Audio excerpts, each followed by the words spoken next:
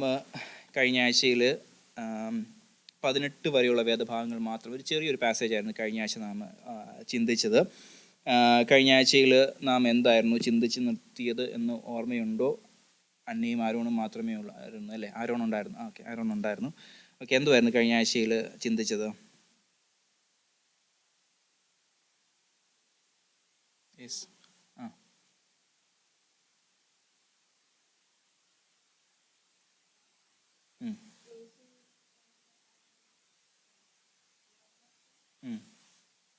ഗോൽഗോഥയിലേക്ക് പോവുകയാണ്. അവിടെ ആരെയാണ്? അപ്പം നമ്മൾ പറഞ്ഞായിരുന്നു, പീലാത്തോസ് എന്തുകൊണ്ടാണ് ഏൽപ്പിച്ചു കൊടുത്തത്? കൈസറുടെ സ്നേഹിതനല്ല എന്ന ഒരു ആക്ഷേപം അവർ നേരിടേണ്ടി വരുമെന്നുള്ള ഭയത്തിലാണ് യേശുവിനെ ഏൽപ്പിച്ചു കൊടുത്തതെന്ന് പറഞ്ഞു. അപ്പം നമ്മൾ പറഞ്ഞായിരുന്നു, അവനെ ഏൽപ്പിച്ചു കൊടുത്തു എന്ന് പറഞ്ഞപ്പോൾ നാം റോമാലേഖനം 8 ഒരു വാക്യം എടുത്ത് ചിന്തിച്ചായിരുന്നു, കണക്ട് ചെയ്തായിരുന്നു. പീലാത്തോസ് അല്ല ഏൽപ്പിച്ചു കൊടുത്തത്, പിതാവായ ദൈവമാണ് പുത്രനെ ഏൽപ്പിച്ചു കൊടുത്തതെന്ന കാര്യം നാം കഴിഞ്ഞ ആഴ്ച ചിന്തിക്കാനിടയായി തീർന്നു. നാം ഇന്ന് സമയമുള്ളതുപോലെ 19 മുതൽ താഴോട്ടുള്ള വേദഭാഗങ്ങൾ ചിന്തിക്കാൻ വേണ്ടി ദൈവനാമത്തിൽ ശരണപ്പെടുകയാണ്.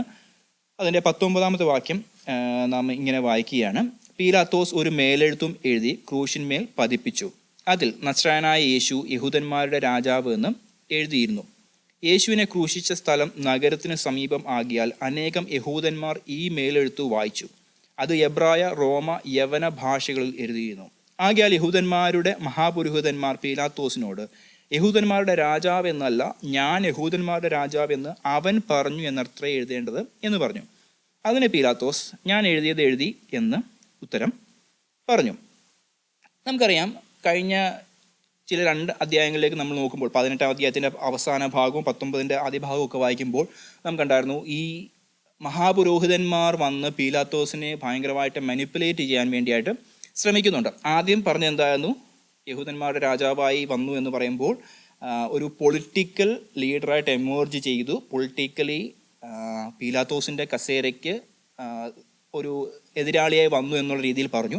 പക്ഷെ അത് പീലാത്തോസിന് മനസ്സിലായി, യേശു ഒരു എതിരാളിയെ അല്ലെന്ന് മനസ്സിലാക്കി കഴിഞ്ഞപ്പോഴത്തേക്കിന് വിടാൻ ധാരണ ചെയ്യുമ്പോഴത്തേക്കിനും യഹൂദന്മാർ വന്നിട്ട്, ഈ മഹാപുരോഹിതന്മാർ വീണ്ടും വന്നിട്ട് പറയുകയാണ്, ഇവൻ ഞങ്ങളുടെ യഹോവയായ ദൈവത്തെ തൻ്റെ പിതാവെന്ന് പറഞ്ഞു, ഒരു ബ്ലാസ്ഫമി ചെയ്തു, ദൈവദൂഷണം പറഞ്ഞു എന്ന് പറഞ്ഞു. അപ്പോൾ ദൈവദൂഷണം പറഞ്ഞതിൻ്റെ പ്രതി ഇവനെ ക്രൂശിക്കണമെന്ന് ആര് പറയുകയാണ്? യഹൂദന്മാർ അല്ലെങ്കിൽ മഹാപുരോഹിതന്മാർ പറഞ്ഞപ്പോൾ പീലാത്തോസ് വീണ്ടും പേടിച്ചു. കാരണം ദേവന്മാർ മനുഷ്യരൂപത്തിൽ വരിക എന്നുള്ളത് അവരുടെ ഒരു വിശ്വാസമായിരുന്നു, റോമാക്കാരുടെ വിശ്വാസമായിരുന്നു. അപ്പോൾ ഇത് സാക്ഷാൽ ദൈവമെങ്കിൽ ഞാൻ ഇവനെ ക്രൂശിക്കാൻ യഹൂദന്മാരുടെ പറയുന്നത് പോലെ ചെയ്തു കഴിഞ്ഞാൽ എനിക്ക് വലിയ കുറ്റമുണ്ടാകുന്ന പേടിയിൽ യേശുവിനെ ക്രൂശിക്കണ്ട എന്ന് വിചാരിച്ച് വിടാൻ ശ്രമിക്കുമ്പോൾ യഹൂദന്മാർ പറയുകയാണ്, അല്ല, ഇവനെ ക്രൂശിച്ചില്ലെങ്കിൽ നീ കൈസറുടെ സ്നേഹിതനല്ലെന്നൊക്കെ പറഞ്ഞ് ഭയങ്കര ഇമോഷണലി മാനിപ്പുലേറ്റ് ചെയ്തിട്ടാണ് ഈ ക്രൂശീകരണത്തിലേക്ക് യേശുവിനെ തള്ളിവിടുന്നത്.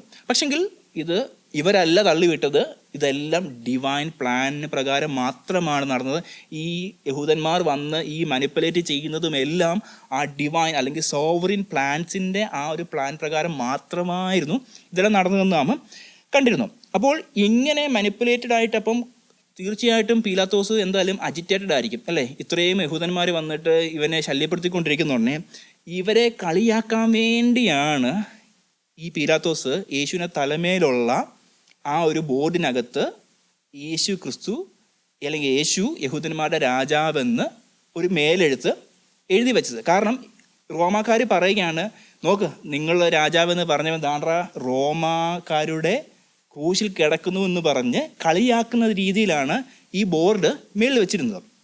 ഈ ബോർഡിന് പറയുന്ന പേര് ടിച്ചിലസ് എന്നായിരുന്നു പറഞ്ഞുകൊണ്ടിരുന്നത്. ടിച്ചിലസിനകത്ത് എഴുതുന്ന കാര്യം എന്താണെന്ന് വെച്ചാൽ, ഒരു വ്യക്തിയെ ക്രൂശിക്കുമ്പോൾ ആ വ്യക്തിയുടെ കുറ്റമായിരുന്നു എഴുതി വെച്ചിരുന്നത്. ചിലപ്പോൾ അവരോട് പറഞ്ഞിട്ടുണ്ടാകുമായിരിക്കും, മർഡറാണ്, ഇവനൊരു കൊലപാതകനാണ്, ഇവനൊരു കള്ളനാണ്, തീഫാണ്, ഇവൻ റോമിന് എതിരായിട്ട് സംസാരിച്ചൊരു വ്യക്തിയായിരുന്നു എന്നൊക്കെയുള്ള ആ കുറ്റമാണ് ഈ യേശുവിൻ്റെ അല്ലെങ്കിൽ ഈ തിച്ചിലസിനകത്ത് എഴുതി വെച്ചുകൊണ്ടിരുന്നത്. അപ്പം യഹൂദന്മാരുടെ രാജാവെന്ന് പറയുന്നത് ഒരു കുറ്റമാണോ? ശരിക്കും പറഞ്ഞാൽ അതൊരിക്കലും ഒരു കുറ്റമല്ല, അതൊരു പദവിയാണ് ശരിക്കും ആര് പറയുന്നത്? പീലാത്തോസ് പറയുന്നത്. പക്ഷെങ്കിൽ അത് ഈ യഹൂദന്മാരെ കളിയാക്കാൻ വേണ്ടിയായിട്ട് എഴുതി വെച്ചതാണ് യഹൂദന്മാരുടെ രാജാവെന്ന് എഴുതിയത്. പക്ഷെങ്കിൽ അതും വാക്കും ഭാഷണവും കൂടാതെ യേശുക്രിസ്തുവിൻ്റെ ദൈവത്വത്തെ, യേശുക്രിസ്തു മിശിഹയാണെന്നുള്ളത് എല്ലാവരും കാണെ പ്രദർശിക്കപ്പെട്ട ഒരു കയ്യെഴുത്തായിരുന്നു. മനസ്സിലായോ? അപ്പം ആ ഒരു ഡിവൈൻ പ്രൊവിഡൻസ് നിങ്ങളൊന്ന് ആലോചിച്ചുവാണേ. എല്ലാ കാര്യങ്ങളും യഹൂദന്മാർ വിചാരിക്കുന്ന അവരാഗ്രഹിക്കുന്നത് പോലെയാണ് നടക്കുന്നത്. പക്ഷേ ഈ ഒരു സാധനം മാത്രം ഇവരാഗ്രഹിച്ചതുപോലെ അല്ല. അതുകൊണ്ടാണ് അവർ പറയുന്നത്, ഈ മഹാപുരോഹിതന്മാർ വന്നിട്ട് ഞങ്ങൾ പറഞ്ഞതല്ല അവൻ രാജാവാണ്, അവൻ പറഞ്ഞു എന്ന് എഴുതണം എന്ന് പറഞ്ഞു. ഇപ്പം ഇവർക്ക് യേശു ക്രൂശി കിടക്കുന്നതല്ല കാര്യം, മേളിലത്തെ എഴുത്താണ് പ്രശ്നം. ഇവർ എത്ര നീചന്മാരാണെന്നുള്ള കാര്യം ഒന്ന് ചിന്തിച്ചോണേ. ഇവരുടെ ഹൃദയം എത്ര കഠിനമായിട്ടാണ് ഇവർ ചിന്തിക്കുന്നതെന്നുള്ള കാര്യം നിങ്ങളൊന്ന് ആലോചിച്ചോണം. അപ്പോൾ ഈ 3 ഭാഷകളിലാണ് ഇത് എഴുതിയിരുന്നത്. അത് അവിടെ പറയുന്നുണ്ട്, അനേകം യഹൂദന്മാർ ഈ മേലെഴുത്ത് വായിച്ചു. അപ്പം നമ്മൾ പറഞ്ഞായിരുന്നു, ഈ പട്ടണത്തിന് പുറത്താണ് ഈ ക്രൂശീകരണം നടക്കുന്നത് പറഞ്ഞായിരുന്നു. ഒരു മലമേലാണ് നടക്കുന്നത്. അപ്പോൾ ഏവർക്കും കാണാൻ പറ്റുന്ന രീതിയിലാണ് ഇത് നിൽക്കുന്നത്, ഈ ക്രൂശികൾ നിൽക്കുന്നത്. അപ്പോൾ യഹൂദന്മാരുടെ രാജാവ് എന്നുള്ള മേലെടുത്ത് യഹൂദന്മാർ വായിക്കുകയാണ്. അതോടൊപ്പം തന്നെ 3 ലാംഗ്വേജസ് ആണ് അവിടെ പറയുന്നത്, എബ്രായ, റോമ, യവന ഭാഷകളിൽ. സോ ഹീബ്രു എന്ന് പറയുന്നത് ലാംഗ്വേജ് ഓഫ് റിലീജിയൻ ആണ്, ലാംഗ്വേജ് ഓഫ് മതത്തിൻ്റെ ലാംഗ്വേജ് ആണ് ഈ എബ്രായ ഭാഷ എന്ന് പറയുന്നത്.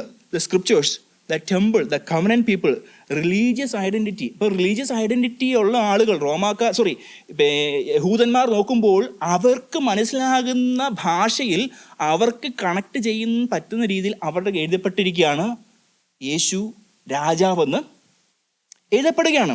2 ഗ്രീക്ക് ഭാഷ എഴുതിയിട്ടുണ്ട്. This is the language of culture and philosophy. അന്നത്തെ ഏറ്റവും ചിന്തകന്മാരായിട്ടുള്ള ആളുകളൊക്കെ ആരായിരുന്നു?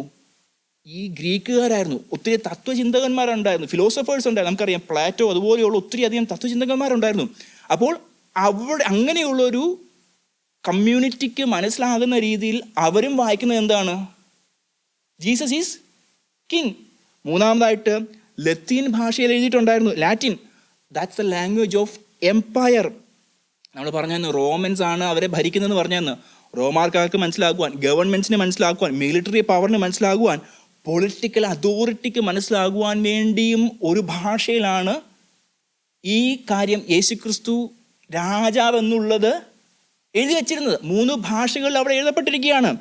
സോ അത് ഇസ്രായേലിലോ അല്ലെങ്കിൽ കാൽവറിയിലെ ആ കുലമരത്തിലോ മാത്രം ചുരുങ്ങി നിൽക്കുന്ന ഒരു സന്ദേശമായിരുന്നില്ല, ലോക ജനതയ്ക്ക് മുഴുവനുമുള്ളൊരു സന്ദേശമായിട്ടാണ് യേശുക്രിസ്തു രാജാവെന്നുള്ളത് ആ ചുവനെഴുത്ത് അല്ലെങ്കിൽ ആ തലയിലുള്ള എഴുത്ത് പ്രസിദ്ധമാക്കുന്നത്.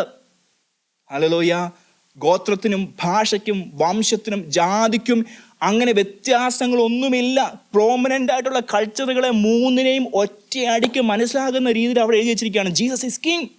യേശുക്രിസ്തു യഹൂദന്മാരുടെ രാജാവ് അല്ല, യഹൂദന്മാരുടെ രാജാവ് മാത്രമല്ല, അവൻ സർവ്വത്തിനും രാജാവായവനാണ്. യേശുക്രിസ്തുവിൻ്റെ ഡിവൈൻ നേച്ചറിനെയാണ് അവിടെ ആ വാചകത്തിൽ, ആ ടീച്ചേഴ്സിനകത്ത് വിളിച്ചറിയിക്കുന്നത്. നമുക്കറിയാം യേശുവിൻ്റെ ജനനത്തിൻ്റെ സമയത്ത് 3 പേര് വന്നായിരുന്നു അല്ലേ? ആരായിരുന്നു? മജൈസ് അല്ലേ? അതിന് പറയുന്നത് വിദ്വാൻമാർ അല്ലേ? പൊന്ന്, മൂര്, കുന്തിരിക്കം എന്നുമുള്ള 3 കാര്യങ്ങളൊക്കെ കൊണ്ടുവന്ന് യേശുവിൻ്റെ അടുക്കൽ വന്ന് യേശുവിൻ്റെ അരികിലേക്ക് വരുമ്പോൾ ഇവർ ഹെരോദാവിൻ്റെ അടുത്ത് പോയിട്ടൊരു ചോദ്യം ചോദിക്കുന്നുണ്ട്. എന്താണ്? നിങ്ങളുടെ രാജാവെന്നല്ല, യഹൂദന്മാരുടെ രാജാവായി പിറന്നവൻ എവിടെ? യഹൂദന്മാരുടെ രാജാവായി പിറന്നവൻ എവിടെ? അവരുടെ ആ ക്വസ്റ്റ്യൻ്റെ ആൻസർ ഇവിടെ കിടക്കുകയാണ്. മനസ്സിലാവുന്നുണ്ടോ?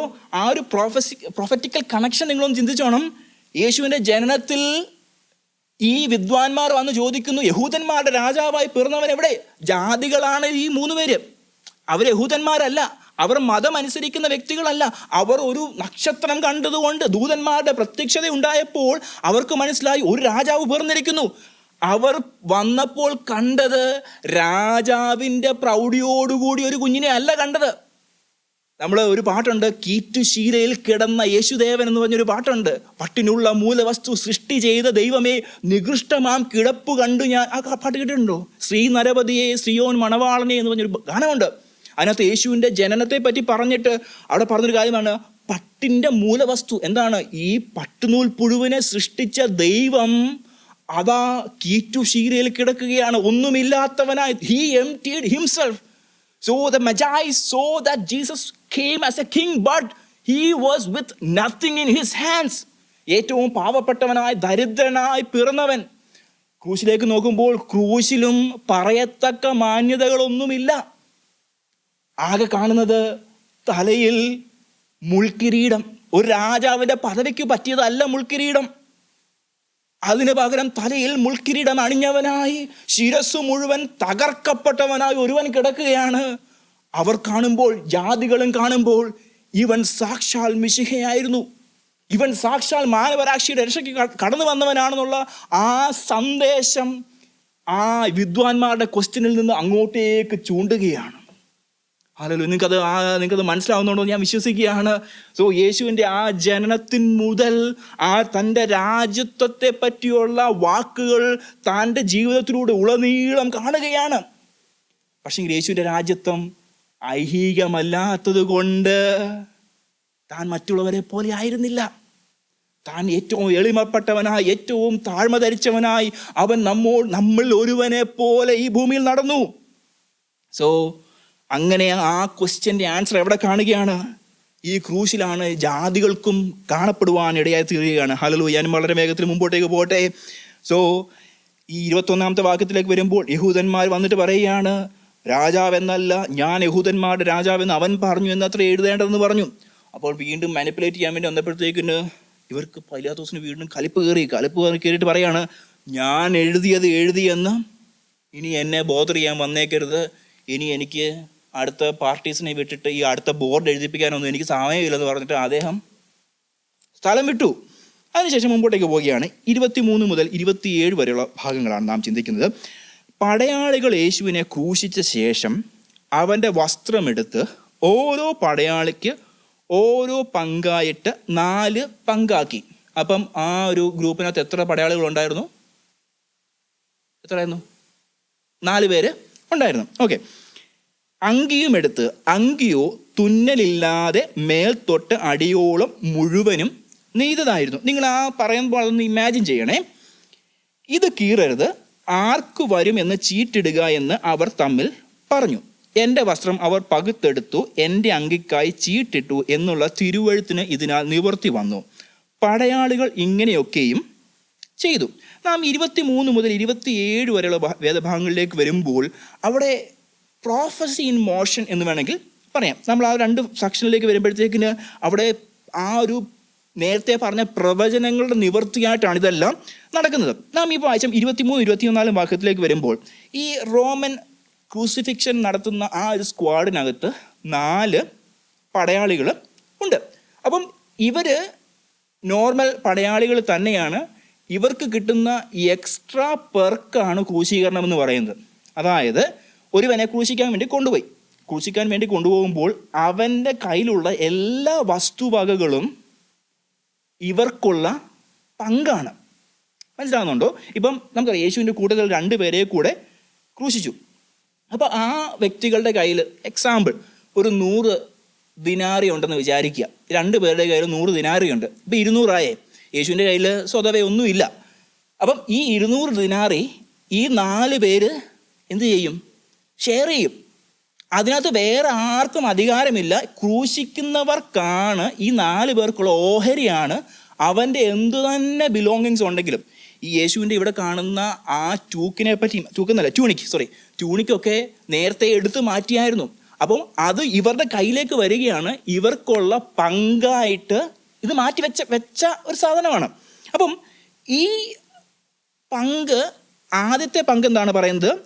അത് കീറുവാൻ വേണ്ടി കീറി 4 പങ്കായിട്ട് ആ അങ്കി എന്ത് ചെയ്തു? 4ആയിട്ട് വിഭജിച്ചു. അതിനുശേഷം പറയാണ് അങ്കിയോ തുന്നലില്ലാത്തത് ആയിരുന്നു. നമുക്കറിയാം പഴയ നിയമത്തിനകത്ത് പുരോഹിതന്മാരെ പറ്റി പറയുമ്പോൾ അവരുടെ ഈ റോബ് അല്ലെങ്കിൽ ട്യൂണിക്ക് അത് നെയ്തെടുക്കുമ്പോൾ പറയുന്നുണ്ട് അതിനകത്ത് ഒറ്റ ഇതായിട്ടാണ് നിർമ്മിച്ചെടുക്കുന്നത്. നമ്മൾ കണ്ടിട്ടില്ലേ? നിറ്റിങ് കണ്ടിട്ടില്ലേ? നിറ്റിങ് അല്ലെങ്കിൽ ക്രോഷേയിങ് എന്നല്ലേ പറഞ്ഞേ? ക്രോഷേയിങ് എന്നല്ലേ പറഞ്ഞേ? ക്രൊഷേയിങ് ചെയ്യുന്നവരെ മറ്റേ നീഡിൽ വെച്ച് ഇങ്ങനെ ചിരിക്കും. അപ്പം അതിനകത്ത് പല കളർ ഉണ്ടാകുമായിരിക്കാം, പക്ഷേ ഇതിനകത്ത് സീംസ് ഒന്നും നമുക്കിപ്പം ഈ ഷർട്ടിനകത്ത് ഇവിടെ ഇങ്ങനെ തയ്പ്പുണ്ട്, ഈ തയ്പ്പുണ്ട്. പക്ഷെങ്കിൽ ഈ ട്യൂണിക്കിനകത്ത് ഇങ്ങനെ തയ്പ്പില്ല.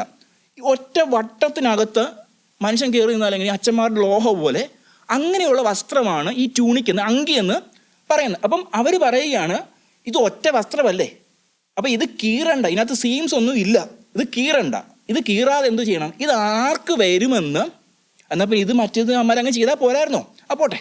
അപ്പം ഇവന്മാരെന്തോ ചെയ്തു, ഇതിന് ചീട്ടിടുകയാണ്. അപ്പം നമുക്കറിയാം സങ്കീർത്തനം 22 വരുമ്പോൾ, ആ വാക്യം ഒന്ന് ഡിസ്പ്ലേ ചെയ്യണേ. സങ്കീർത്തനം 22:18 വരുമ്പോൾ അവിടെ ഒരു പ്രോഫസി ഉണ്ട്. എൻ്റെ വസ്ത്രം അവർ പകുത്തെടുത്തു, എൻ്റെ അങ്കിക്കായി അവർ ചീട്ടിട്ടു. ഈ സെയിം സംഭവം അല്ലേ ഈ യോഹന്നാന്റെ സുവിശേഷം 19 അധ്യായത്തിന് 23 കാണുന്നേ. ആദ്യം എൻ്റെ വസ്ത്രം അവർ പകുത്തെടുത്തു, വസ്ത്രം പകുത്തെടുത്തു. അങ്കി എന്തു ചെയ്യുകയാണ്, ചീട്ടിടുകയാണ്. അല്ലെങ്കിൽ അങ്കി അവർ മുറിക്കുന്നില്ല, പകരം അത് ആർക്ക് വരുമെന്ന് കാണുവാൻ വേണ്ടിയായിട്ട് ചീട്ടിടുക. സോ ദാവീദ് എത്ര വർഷങ്ങൾക്ക് മുമ്പ് എഴുതിയ ഒരു പ്രോഫസിയാണ് ഈ പ്രോഫസി. ആ പ്രോഫസിയുടെ നിവർത്തീകരണം ഇവിടെ ക്രൂശിലൂടെ നിറവേറുകയാണ്. നമ്മൾ ആ അധ്യായം മുഴുവൻ ഒന്ന് നോക്കുവാണെങ്കിൽ 22 സങ്കീർത്തനം ഒന്ന് വായിക്കുകയാണെങ്കിൽ അതിൻ്റെ 1-ാമത്തെ വാക്യം, my God why have you forsaken me. എൻ്റെ ദൈവമേ നീ എന്നെ കൈവിട്ടത് എന്ത്. ഈ പ്രാർത്ഥന എവിടെ പ്രാർത്ഥിച്ചതാ? യേശു പ്രാർത്ഥിക്കുന്ന പ്രാർത്ഥനയല്ലേ. അതിൻ്റെ 7-ാമത്തെ വാക്യം ഒന്ന് വായിക്കാമോ? All who see me mock me. എന്നെ കാണുന്നവരൊക്കെയും എന്നെ പരിഹസിക്കുന്നു, അവർ അധരം മലർത്തി തല കുലുക്കുന്നു. മുമ്പേ കണ്ടായിരുന്നു, യേശുവിനെ കാണുന്നവർ മറ്റുള്ള അധ്യായം ലൂക്കോസിലൊക്കെ വായിക്കുമ്പോൾ അവൻ മന്ദിരം പൊളിച്ച് പണിയാമെന്ന് പറഞ്ഞവൻ, മറ്റുള്ളവരെ സൗഖ്യമാക്കിയവൻ, ദാണ്ട്രാ കിടക്കുന്ന ക്രൂശേൽ. ഇതിൽ പരമായിട്ടുള്ള നാണംകേട് അല്ലെങ്കിൽ ഈ കളിയാക്കലുകൾ വേറെ ആരെങ്കിലും അനുഭവിച്ചിട്ടുണ്ടോ? ഇതിൻ്റെ പൂർത്തീകരണം അവിടെ നടക്കുകയാണ്. വേഴ്സ് 16 വരുമ്പോൾ, they pierced my hands and my feet. Verse 16, സോറിയേ, അവരെൻ്റെ കൈയും കാലും തുളച്ചു എന്നാണ്. നായ്ക്കൾ എന്നെ വളഞ്ഞു, ദുഷ്ടന്മാരുടെ കൂട്ടം എന്നെ ചുറ്റിയിരിക്കുന്നു, അവർ എൻ്റെ കൈകളെയും കാലുകളെയും തുളച്ചു. യേശുവിനെ ക്രൂശീകരിക്കുമ്പോൾ കയ്യിൽ ആണിയടിക്കുന്നു, കാലുകളിൽ ആണിയടിക്കുന്നു, ഇല്ലേ? അപ്പോൾ ഈ സങ്കീർത്തനം 22 പറഞ്ഞിരിക്കുന്ന 4 തരത്തിലുള്ള പ്രോഫസീസ് എല്ലാം ഈ ക്രൂശീകരണത്തിൽ നിറവേറുകയായിരുന്നു. യേശു ക്രിസ്തുവിനെ പറ്റിയാണ് ദാവീദ് പ്രവചനാത്മാവിൽ മെശിഹ സങ്കീർത്തനത്തിലൂടെ താൻ പ്രോഫസൈ ചെയ്യുകയാണ്. മെശിഹ വരുന്നുണ്ട്, മെശിഹ വന്നു കഴിയുമ്പോൾ മാനവരാശിയുടെ പാപത്തിൻ്റെ പരിഹാരത്തിനായി അവൻ യാഗമാകും, ആ യാഗം നടക്കുമ്പോൾ ഇന്ന കാര്യങ്ങൾ നടക്കുമെന്ന് ദാവീദ് പ്രോഫസി പറയുകയാണ്. സോ അവസാനത്തെ അതിനകത്തുള്ളൊരു അവസാനത്തെ പ്രോഫസി ആയിരുന്നു, എൻ്റെ അങ്കിക്കായി അവർ ചീട്ടിടുമെന്നുള്ളത് പറയുന്നത്. നമുക്കറിയാം, മുമ്പേ പറഞ്ഞതാണ്, ഈ ട്യൂണിക്ക് പ്രീസ്ലി ഇമേജിൻ്റെ കണക്ഷനായിട്ട് നിൽക്കുകയാണ്. അല്ലെങ്കിൽ മഹാപുരോഹിതനായ യേശു ക്രിസ്തുവിനെ നിഴലായിട്ടാണ് ഈ ട്യൂണിക്ക് നിൽക്കുന്നത്. So Jesus is not only the sacrifice, he is also the great high priest, the one offering the sacrifice is himself the sacrifice. മനസ്സിലാവുന്നുണ്ടോ? പുരോഹിതനായി തന്നെത്താൻ ഏൽപ്പിച്ചു കൊടുക്കുന്ന യേശു ക്രിസ്തു. ഞങ്ങൾക്ക് അത് ഇമാജിൻ ചെയ്യാൻ പറ്റുന്നുണ്ടോ? തന്നെത്താൻ യാഗം കഴിക്കപ്പെടുന്നു എന്ന് പറയുമ്പോൾ ഇറ്റ്സ് ബിയോണ്ട് അവർ കോംപ്രിഹെൻഷൻ. നമ്മുടെ ബുദ്ധിക്ക് നിരക്കാത്തൊരു കാര്യമാണ്. പക്ഷെങ്കിൽ മാനവരാശിയുടെ പാപം തൻ്റെ ചുമലിൽ വഹിച്ചുകൊണ്ട് ശ്രേഷ്ഠ മഹാപുരോഹിതനായി അവൻ നമുക്ക് വേണ്ടി യാഗമായി തീരുവാൻ ഇടയായി തീർന്നു. അതാണ് ക്രൂശിലൂടെ ഇവിടെ മുമ്പോട്ടേക്ക് റിവീൽഡ് ആകുവാൻ ഇടയായി തീർന്നത്. 2 കാര്യങ്ങൾ ഇതിനകത്ത് നടക്കുന്നുണ്ട്. The sovereign plans of God and the providence of God. നമ്മൾ എപ്പോഴും കേൾക്കുന്ന ഒരു കാര്യമാണ് സോവറിനിറ്റി, അല്ലേ? സോവറിനിറ്റി എന്ന് പറയുമ്പോൾ it refers to his supreme authority and absolute right to rule over all creation. സകല സൃഷ്ടിയുടെ മേലുമുള്ള യേശുവിൻ്റെ അല്ലെങ്കിൽ ദൈവത്തിൻ്റെ പരമാധികാരത്തെ പറ്റിയാണ് സോവറിനിറ്റി എന്ന് പറയുന്നത്. ഗോഡ്സ് പ്രൊവിഡൻസ് എന്ന് പറയുമ്പോൾ it refers to how God exercises his sovereignty in his history. മനസ്സിലാവുന്നുണ്ടോ? തൻ്റെ സോവറിൻ പ്ലാൻസ് എങ്ങനെ ഹിസ്റ്ററിയിൽ പ്രവർത്തികമാകുന്നു എന്നുള്ളതിനെയാണ് പ്രൊവിഡൻസ് എന്ന് പറയുന്നത്. നമ്മൾ ഈ ഒരു എക്സാമ്പിളിലേക്ക് വരുമ്പോൾ യൂദാസ് ഒറ്റി കൊടുക്കുന്നത് ദൈവത്തിൻ്റെ പ്ലാനായിരുന്നു. പക്ഷെങ്കിൽ Judas was playing that part. Priest മഹാപുരോഹിതന്മാർ വന്ന് യേശുവിനെ അറസ്റ്റ് ചെയ്യുന്നു. They were executing that plan. Pilate ഓരോ വ്യക്തികളെ നോക്കിക്കേ, ഓരോ വ്യക്തികളും ആ സോവറൻ പ്ലാനിനെ എക്സിക്യൂട്ട് ചെയ്യുവാനുള്ള പ്രൊവിഡൻസിന്റെ പാർട്ടായിരുന്നു ആര്? ഈ വ്യക്തികൾ ഓരോന്നും. ഞാൻ പറഞ്ഞു നിങ്ങൾക്ക് മനസ്സിലാവുന്നുണ്ടോ? സോ രണ്ട് കാര്യങ്ങളുണ്ട്, sovereignty and Providence of God. നമ്മുടെ ജീവിതത്തിലും ദൈവത്തിൻ്റെ പരമാധികാരം നാം കാണുന്നത് അവൻ്റെ പ്രവൃത്തികളിലൂടെയാണ്. ദൈവത്തിൻ്റെ ഹിതം നമ്മുടെ ജീവിതത്തിൽ വെളിപ്പെടുമ്പോഴാണ് ആ പ്രൊവിഡൻസ് നാം ടേസ്റ്റ് ചെയ്യാനുള്ള അവസരങ്ങൾ നമുക്ക് ഉണ്ടാകുന്നത്. ഞാൻ വളരെ വേഗത്തിൽ മുമ്പോട്ട് പോട്ടെ. വേഴ്സ് 25-27 വരുമ്പോൾ, യേശുവിൻ്റെ ക്രൂശിനരികെ അവൻ്റെ അമ്മയും അമ്മയുടെ സഹോദരിയും ക്ലെയോപ്പാവിൻ്റെ ഭാര്യ മറിയയും മഗ്ദലക്കാരത്തി മറിയയും നിന്നിരുന്നു. യേശു തൻ്റെ അമ്മയും താൻ സ്നേഹിച്ച ശിഷ്യനും നിൽക്കുന്നത് കണ്ടിട്ട്, സ്ത്രീയെ, ഇതാ നിന്റെ മകൻ എന്ന് അമ്മയോട് പറഞ്ഞു. പിന്നെ ശിഷ്യനോട്, ഇതാ നിന്റെ അമ്മയെന്നും പറഞ്ഞ് ആ നാഴിക മുതൽ ആ ശിഷ്യൻ അവളെ തൻ്റെ വീട്ടിൽ കൈക്കൊണ്ടു. നമുക്കറിയാം അവിടെ 4 വ്യക്തികൾ നിൽപ്പുണ്ട്. യേശുവിനെ വളരെയധികം സ്നേഹിച്ചൊരു ശിഷ്യനായിരുന്നു ആര്? യോഹന്നാൻ. അപ്പം യോഹന്നാൻ നിൽക്കുന്നു. അവർ രണ്ടുപേരും മാത്രം ചിന്തിക്കുക. യോഹന്നാനും യേശുവിൻ്റെ അമ്മ മറിയയും നിൽക്കുകയാണ്. അവിടെ ഒരു പ്രവചന നിവർത്തീകരണം നടക്കുകയാണ്. ഏത് പ്രവചനമാണെന്നറിയാമോ?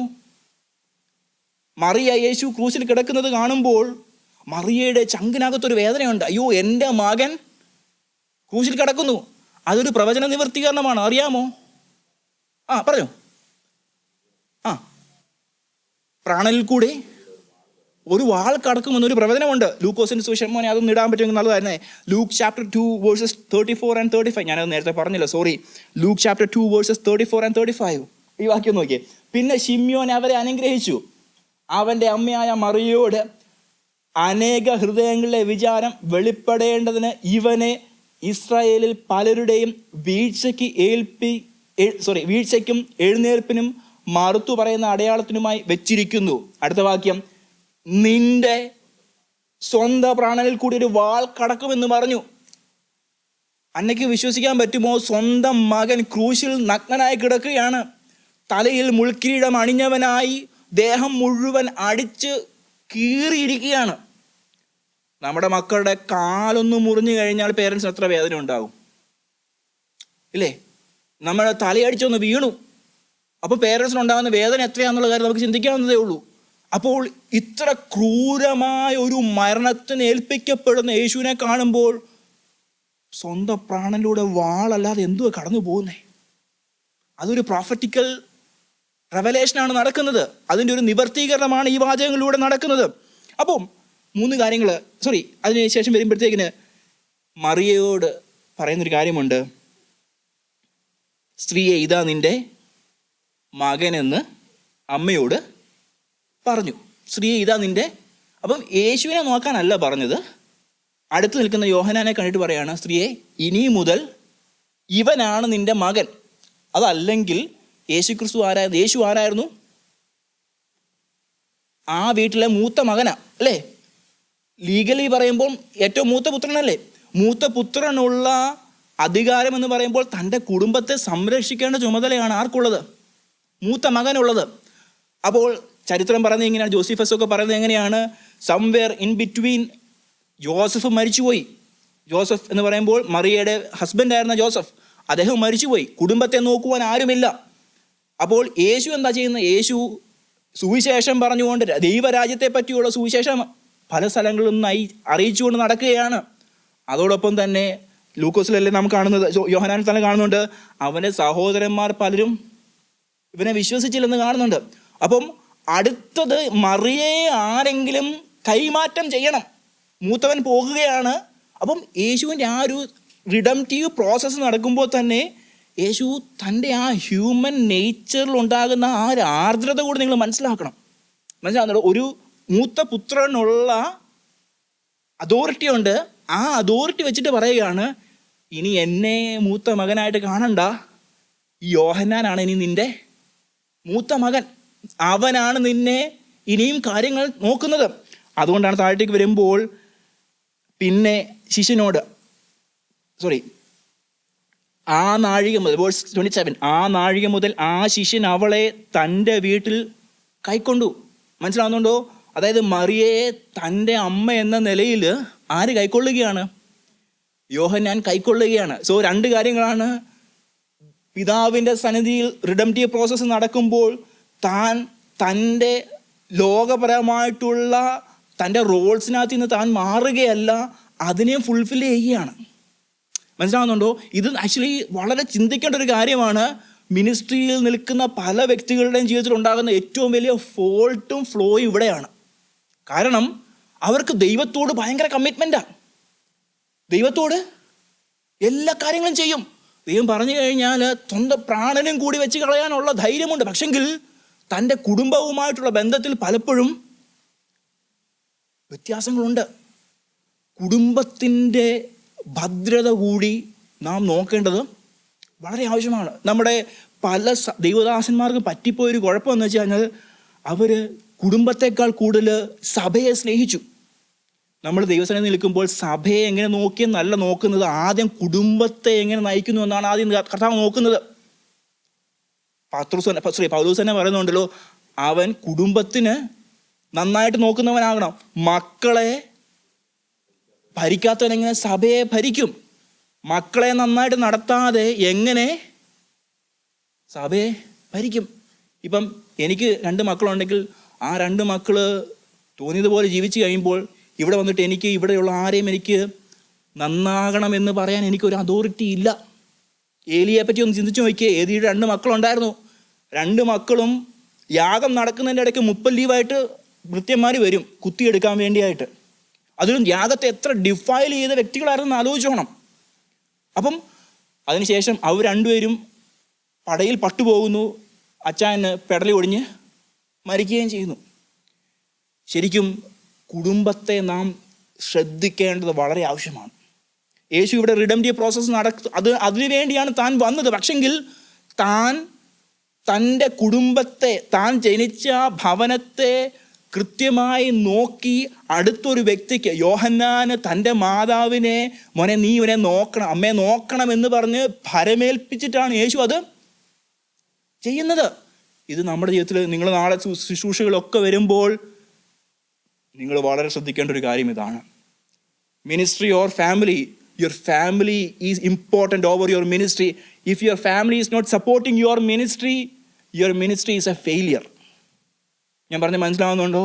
അതായത് എനിക്ക് വേണമെങ്കിൽ എൻ്റെ കുടുംബത്തെ നോക്കാതെ എനിക്കിവിടെ വന്നിട്ട് വേണം ഘോരം പറയാം, നിങ്ങൾ കുടുംബത്തിൻ്റെ നായകനെ നടത്തിപ്പുകാരൻ. അപ്പോൾ അവിടെ ഇരിക്കുന്ന ഭാര്യ നോക്കിയിട്ട് ബെസ്റ്റ് എന്ന് അവിടെ ഇരുന്ന് പറയത്തില്ലേ?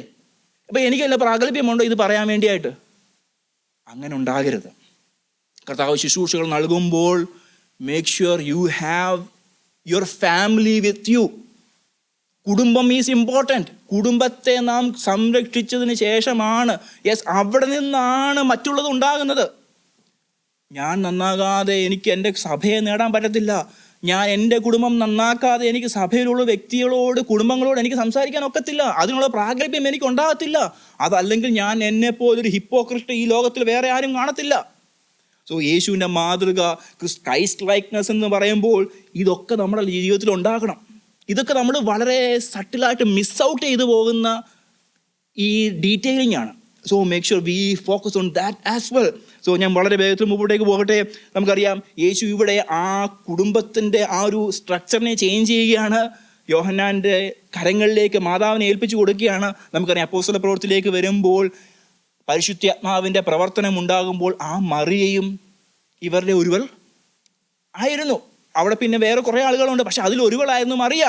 അപ്പോൾ ഇവിടെ കാണുന്നത് at the cross Jesus creates a new spiritual family. ഒരു പുതിയ ആത്മീക കുടുംബത്തിന് അവർ ഒരു ഫോമിങ് അവിടെ നടക്കുകയാണ്.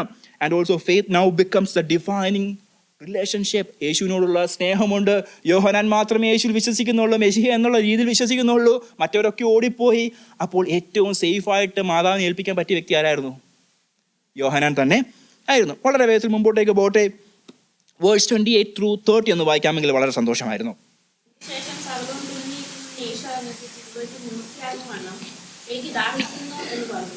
അവിടെ പുളിച്ച വീഞ്ഞ് നിറഞ്ഞൊരു പാത്രം വച്ചിട്ടുണ്ടായിരുന്നു. അവർ ഒരു സ്പൂണ് പുളിച്ച വീഞ്ഞ് നിറച്ച് ഈസോപ്പ് തണ്ടിന്മേൽ ആക്കി അവന്റെ വായോടടുപ്പിച്ചു. യേശു പുളിച്ച വീഞ്ഞ് കുടിച്ച ശേഷം നിവൃത്തിയായി പറഞ്ഞു തലയയച്ച് ആത്മാവിനെ ഏൽപ്പിച്ചു. Okay, thank you so much. നമ്മൾ 28 മുതൽ 30 വരെയുള്ള വേദഭാഗങ്ങൾ the climax of the cross, ക്രൂശീകരണത്തിൻ്റെ അവസാനത്തെ ആ സമയങ്ങളിലേക്കാണ് വരുന്നത്. അപ്പം 28-ാമത്തെ വാക്യം, അതിൻ്റെ ശേഷം സകലവും തികഞ്ഞിരിക്കുന്നു യേശു അറിഞ്ഞിട്ട് തിരുവെഴുത്ത് നിവൃത്തിയാകുമ്പോൾ എനിക്ക് ദാഹിക്കുന്നു എന്ന് പറഞ്ഞു. എന്തുവാണ് ഈ സകലവും തികഞ്ഞിരിക്കുന്നു എന്നൊരു വാക്യം അവിടെ പറയുന്നത്? ഇംഗ്ലീഷിൽ after the Jesus knowing that all things were now accomplished. ക്രൂശീകരണം നടന്നിട്ടില്ല, ക്രൂശിൽ കിടക്കുകയാണ്, യേശു മരിച്ചിട്ടില്ല. But still he saying that എല്ലാം പൂർത്തിയായി, സകലവും തികഞ്ഞിരിക്കുന്നു എന്നൊരു കാര്യം പറയുന്നുണ്ട്. എന്താണ് അവിടുത്തെ പറയുന്നതിൻ്റെ റീസൺ എന്താണെന്ന് അറിയാവോ? പറഞ്ഞു. ന്യായപ്രമാണത്തിൽ പൂർത്തീകരണമുണ്ട്, യെസ്. പിന്നെ വേറെന്താണ്? ഒത്തിരി അധികം പ്രോമിസസ് ഉണ്ട്. ഞാൻ 6 പ്രോമിസസ് ഉണ്ട്. 6 പ്രോമിസസ് വായിക്കാം. ഒന്ന്, ജെനസിസിലുള്ള പ്രോമിസ്. ജെനസിസ് ചാപ്റ്റർ 3 വേഴ്സ് 15 വരുമ്പോൾ സ്ത്രീയുടെ സന്തതി സർപ്പത്തിൻ്റെ തല തകർക്കും. ക്രൂശിൽ നടക്കാൻ പോവുകയാണ്, അടുത്ത നിമിഷത്തിൽ ഇത് സംഭവിക്കാൻ പോവുകയാണ്, അത് നിവർത്തിയാകുകയാണ്, തികയുകയാണ്. 2, ഏബ്രഹാമിക് കവനന്റ്, അബ്രഹാമിനോട് ഉടമ്പടി ഉണ്ടായിരുന്നു. ജെനസിസ് ചാപ്റ്റർ 12 വേഴ്സ് 3 വരുമ്പോൾ നിന്റെ നിമിത്തം യഹൂദന്മാർ നന്നാകുമെന്നല്ല, അനുഗ്രഹിക്കപ്പെടുമെന്നല്ല പറയുന്നത്. നമ്മൾ ഇന്ന് പാടിയൊരു പാട്ടിനകത്തുണ്ട്, സകല ജാതികളും, അല്ലേ, നിന്നാൽ ഭൂമിയിലെ സകല വംശങ്ങളും അനുഗ്രഹിക്കപ്പെടും. ഇതിൻ്റെ പൂർത്തീകരണം ഇവിടെ നടക്കുകയാണ്, ക്രൂശീകരണത്തിലാണ് നടക്കുന്നത്. 3, the pass over imagery. Exodus chapter 12 കാണുന്നത് താൻ പാസ് ഓവർ ലാമ്പായിട്ട് ലോകത്തിൻ്റെ പാപത്തെ ചുമക്കുന്ന ദൈവത്തിൻ്റെ കുഞ്ഞാടായ യേശു ക്രിസ്തു നിൽക്കുമ്പോൾ അതിനുള്ള പൂർത്തീകരണം ഇവിടെ നടക്കുകയാണ്. 4, David kingship. 2 Samuel chapter 7 verse 12-16 കാണുന്നത്, the crucified king Christ is revealed as the eternal king. അവൻ്റെ രാജ്യത്വം നിത്യരാജ്യത്വം എന്ന് പറയുന്നുണ്ട്. ദാവീദിനോട് പറഞ്ഞൊരു കാര്യമുണ്ട്. 7 verse 12. 2 Samuel chapter 7 verse 12. Okay, നിന്റെ ഉദരത്തിൽ നിന്ന് പുറപ്പെടുവാനിരിക്കുന്ന സന്തതിയെ നിന്റെ ആയുഷ്കാലം തികഞ്ഞിട്ട് നിന്റെ പിതാക്കന്മാരോട് നിന്ദര കൊള്ളുമ്പോൾ ഞാൻ നിനക്ക് പിന്തുടർച്ച സ്ഥിരപ്പെടുത്തുകയും. സ്ഥിരപ്പെടുത്തുമെന്ന് പറയുമ്പോൾ ശലോമോനിൽ അല്ല സ്ഥിരപ്പെടുന്നത്, അവൻ്റെ മകനിലല്ല സ്ഥിരപ്പെടുന്നത്, ഇറ്റേണലി സ്ഥിരപ്പെടുന്നതിനെ പറ്റിയാണ് പറയുന്നത്. അതിൻ്റെ പൂർത്തീകരണം അവൻ്റെ രാജ്യത്വം ഉറപ്പാക്കുകയും ചെയ്യും. യേശുവിനെ പറ്റി പറയുന്നുണ്ട്, ദി സൺ ഓഫ് ഡേവിഡ്, ദാവീദിന്റെ സന്തതിയായി ജനിച്ചു മരിച്ചു ഉയർത്തെഴുന്ന യേശുവിനെ ഓർത്തു കൊള്ളുക. അതല്ലേ സുവിശേഷം. അതിൻ്റെ സ്ഥിരപ്പെടുത്തലിൻ്റെ പൂർത്തീകരണം എവിടെ നടക്കുകയാണ്? ആ ഡേവിഡ് കിങ്ഷിപ്പിൻ്റെ പൂർത്തീകരണം ക്രൂശീകരണത്തിലാണ് നടക്കുന്നത്. 5, യെശയ്യാവ് പറയുന്നുണ്ട്, ദ സഫറിങ് മെസ്സായ.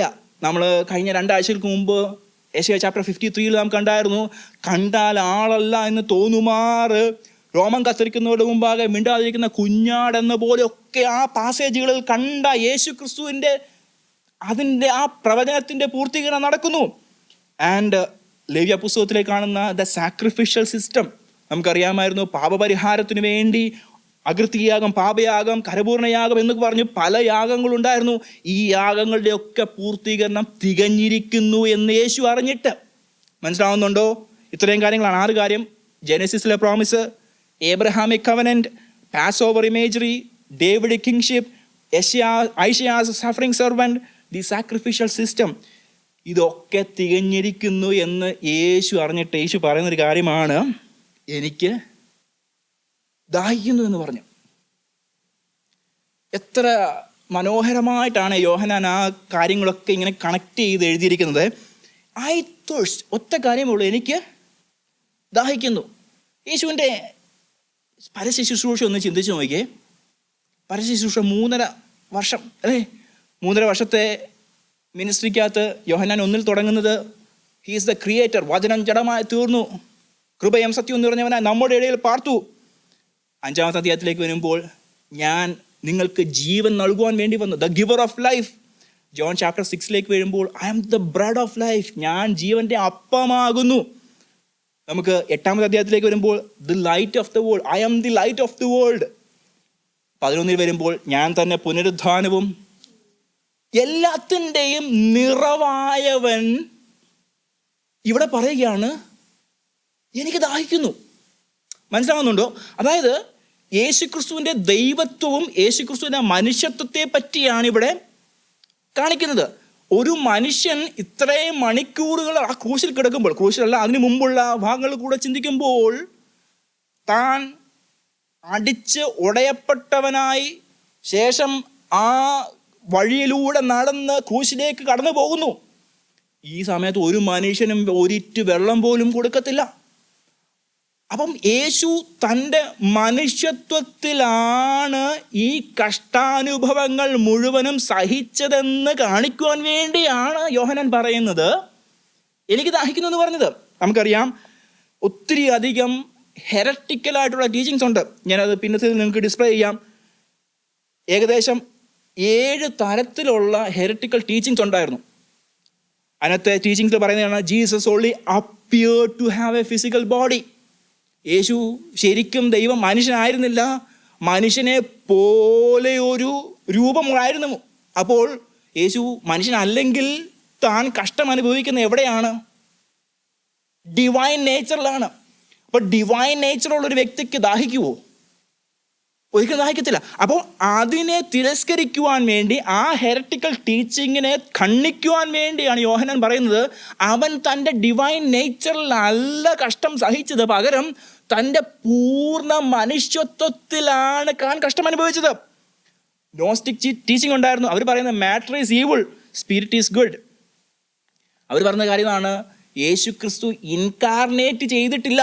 അവൻ മനുഷ്യാവതാരം, മനുഷ്യനായി, അവതാരം എന്നതിനേക്കാൾ അപ്പുറമായി മനുഷ്യനായി ജഡമെടുത്തില്ല എന്ന് പറയുന്നുണ്ട്. കാരണം മാറ്റർ ഈവിളായിട്ട് നിൽക്കുമ്പോൾ ആത്മാവ് പൂർണ്ണമായി ക്ലീൻ ആയിട്ടിരിക്കുന്ന ആത്മാവിന് ഒരിക്കലും ഭൂമിയിലേക്ക് വന്ന് ഒരുവനെ രക്ഷിക്കാൻ കഴിയത്തില്ല എന്ന് പറയുന്നു. അതിന് തിരസ്കരിച്ചുകൊണ്ടാണ് യോഹന്നാനോട് പറയുന്നത് no, Jesus was the true incarnate God. അവൻ മനുഷ്യനായി ഭൂമിയിലേക്ക് വന്ന ദൈവമായിരുന്നു. വേറൊന്നും ഉണ്ടായിരുന്നു, Jesus had a human body but not a human mind. Human mind ഇല്ല, ബോഡി മാത്രമേ ഉള്ളൂ. മൈൻഡ് ഇല്ലെങ്കിൽ എനിക്ക് വേദന അനുഭവപ്പെടുമോ? ചില ആൾക്കാരുണ്ട്, സെൻസിറ്റിവിറ്റി ഇല്ലാത്ത ആളുകളുണ്ട്, അരയ്ക്ക് താഴോട്ട് സെൻസിറ്റിവിറ്റി ഇല്ല, അവരുടെ മൈൻഡും ഇതൊന്നും സെൻസ് ചെയ്യാൻ കഴിയുന്നില്ല. അങ്ങനെ ഒരു ചിന്താഗതി ഉണ്ടായിരുന്നു. അരിയനിസം പറയുന്നത് ഇങ്ങനെയാണ്, Jesus is not truly God, Jesus was a created being and was the highest creature, not an eternal God. Arianism പറയുന്നത് ഇങ്ങനെയായിരുന്നു. അതിനകത്ത് പറയാണ് അയ്യോ അല്ല, യേശു ക്രിസ്തു ഒരു ക്രിയേറ്റഡ് ബീയിങ് അല്ല, അവൻ തൻ്റെ ദൈവത്വം ഉരിഞ്ഞു വെച്ച മനുഷ്യനായി വന്ന ദൈവമായിരുന്നു. അവൻ തൻ്റെ ശരീരത്തിലാണ് കഷ്ടം അനുഭവിച്ചത്. ഒത്തിരി അധികം താഴേക്കുണ്ട്, ഒത്തിരി കാര്യം, ഏകദേശം 7 കാര്യങ്ങളുണ്ട്, ഞാൻ എല്ലാം വായിക്കുന്നില്ല. Jesus was merely a man adopted by God. ഇതൊരു വേറെണ്ണമായിരുന്നു. അഡോപ്ഷനിസം എന്ന് പറയുന്ന ഒരു തിയറിയായിരുന്നു, ഹെററ്റിക് ടീച്ചിങ് ആയിരുന്നു. അവർ പറഞ്ഞിങ്ങനെയാണ്, ഒരു വ്യക്തിയുടെ മേൽ പരിശുദ്ധാത്മാവ് വന്ന് നിഴലിട്ടപ്പോൾ അവൻ ഡിവൈൻ നേച്ചറുള്ളവനായി മാറി. അവർ പറയുന്നത് എവിടെയാണെന്നറിയാമോ? ഇവൻ എൻ്റെ പ്രിയപുത്രൻ. യെസ്, അവൻ ബാപ്റ്റിസം, അവിടെ വെച്ച് യേശുവിൻ്റെ മേൽ ദൈവത്തിൻ്റെ ആത്മാവ് വന്ന് പതിച്ചു എന്ന് പറയുന്ന ഒരു പഠിപ്പിക്കൽ. അപ്പോൾ ഇതിനെല്ലാം തിരസ്കരിച്ചുകൊണ്ടാണ് യോഹന്നാൻ പറയുന്നത് ഇതല്ല, യേശു ക്രിസ്തു പൂർണ്ണ മനുഷ്യനായിട്ടാണ് തൻ്റെ ശരീരത്തിൽ താൻ കഷ്ടം അനുഭവിച്ചതെന്ന് പറയുന്നത്. ഒരു വാക്യം ഒന്ന് ഡിസ്പ്ലേ ചെയ്താൽ വളരെ സന്തോഷമായിരിക്കും. എബ്രായ ലേഖനം 2-ാമത്തെ അധ്യായം ഹീബ്രൂസ് ചാപ്റ്റർ 2:17 വരുമ്പോൾ, അതുകൊണ്ട് ജനത്തിൻ്റെ പാപങ്ങൾക്ക് പ്രായശ്ചിത്തം വരുത്തുവാൻ അവൻ കരുണയുള്ളവനും ദൈവകാര്യത്താൽ വിശ്വസ്ത മഹാപുരോഹിതനും ആകേണ്ടതിന്, അടുത്ത വാക്യം ശ്രദ്ധിക്കണേ, സകലത്തിലും തൻ്റെ സഹോദരന്മാരോട് സദൃശനായി തീരുവാൻ ആവശ്യമായിരുന്നു. മനസ്സിലാകുന്നുണ്ടോ? To make reconciliation for the sins of the people. എവിടെയാണ്? That he might be a merciful and faithful high priest in things pertaining to God. അതിന് മുമ്പുള്ള വാക്യം, it behoved him to be made like unto his brethren. തൻ്റെ സഹോദരന്മാരോട് സദൃശനായി തീരുവാൻ ആവശ്യമായിരുന്നു. എന്നെ പോലെ ഒരുവൻ കഷ്ടം സഹിക്കുന്നില്ലെങ്കിൽ യേശു ക്രിസ്തു ശരിക്കും മരിച്ചു എന്ന് എനിക്ക് പറയാൻ പറ്റുമോ? നമ്മൾ പറയുന്ന ഒരു കാര്യമുണ്ട്, നമ്മൾ അവൻ്റെ ഷൂവിൽ നിന്നൊന്ന് ചിന്തിക്കണം. എബ്രായ ലേഖനത്തിൽ തന്നെ, കൊരിന്ത്യൻസിലാണ് കാണുന്നത്, നമ്മെ പോലെ പരീക്ഷിക്കപ്പെട്ടവനായ ക്രിസ്തു. യെസ്, റൈറ്റ്, അങ്ങനെ വാക്യമില്ലേ? അപ്പോൾ യേശു ക്രിസ്തു ഡിവൈൻ നേച്ചറിലാണ് കഷ്ടം അനുഭവിക്കുന്നതെങ്കിൽ ഈ എബ്രായ ലേഖനത്തിലുള്ള ഈ വാക്യം തെറ്റിപ്പോയി. ഇവിടെ കാണുകയാണ്, അല്ല, അവൻ നമ്മെ പോലെ തൻ്റെ സഹോദരന്മാരോട് സദൃശനായി തീരുക. സഹോദരന്മാരെന്ന് ഇവിടെ പറയുമ്പോൾ തന്നിലൂടെ വിശ്വസിച്ച് ജീവരക്ഷ പ്രാപിക്കുന്നവരെ പറ്റിയാണ്. കാരണം അവൻ സെക്കൻഡ് ആഡം ജീവനിപ്പിക്കുന്ന ആത്മാവായി തീർന്നു എന്ന് പറഞ്ഞിട്ട് അവൻ ആദിജാതൻ എന്ന് പറയുമ്പോൾ മറ്റുള്ളവരെല്ലാം സഹോദരന്മാരല്ലേ? അങ്ങനെ മറ്റുള്ളവരെ വീണ്ടെടുക്കുവാൻ വേണ്ടിയായി നമ്മെ പോലെ മനുഷ്യനായി തീർന്നവനായ ക്രിസ്തു, ആ ഹ്യൂമൻ നേച്ചറിനെ പറ്റിയാണ് പറയുന്നത്. എനിക്ക് ദാഹിക്കുന്നു എന്ന് പറയുന്നത്. ഇത് നമ്മൾ വളരെ സിമ്പിളായിട്ട് പറഞ്ഞ കാര്യമാണ്. പക്ഷെങ്കിൽ ഈ പറയുന്ന ഓരോ വാക്യങ്ങൾക്കും ഓരോ ഫ്രേസസിനും ഡിവൈൻ അർത്ഥങ്ങളുണ്ട്. ഹല്ലേലൂയ. വളരെ മുമ്പോട്ടേക്ക് പോട്ടെ. അതിനുശേഷം ഫുൾഫിൽമെന്റ് ഓഫ് Psalms 69 verse 21. ആ വേഴ്സും കൂടെ ഒന്ന് ഇട്ടാൽ നല്ലതായിരിക്കും. Sorry, I am extremely sorry, ഞാൻ ഇതൊന്നും നേരത്തെ പറഞ്ഞിട്ടില്ലായിരുന്നു, സോറി. Psalms chapter 69 verse 21.